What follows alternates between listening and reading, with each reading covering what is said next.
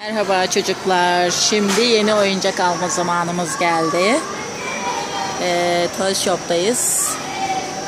Şimdi bakalım. Şöyle size en baştan bütün oyuncakları göstereyim. Şöyle. Burada bayağı Barbie çeşitimiz var. Hangisini almaya acaba karar vereceğim. Bakalım. Şöyle Barbie deniz kızı var. Doktor Barbie'miz var.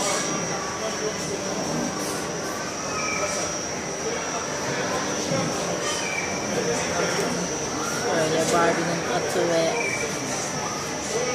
kendisi var.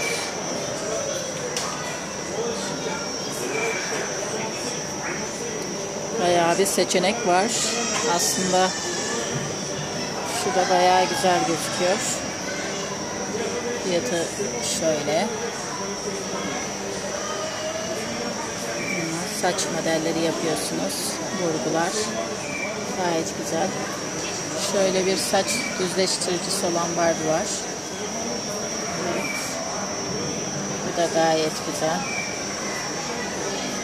Şöyle. Yine yukarıda şöyle Barbie'lerimiz var. Barbie'nin havuzu.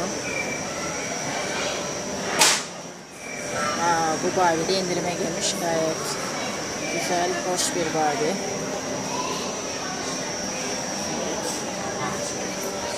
Şu Rockstar'da bayıldım. Belki vardır aslında. Dikkat etmeyin.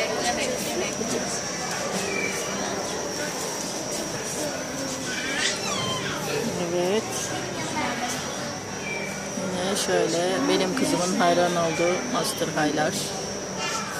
Siz de seviyor musunuz bilmiyorum. Leggings'ler.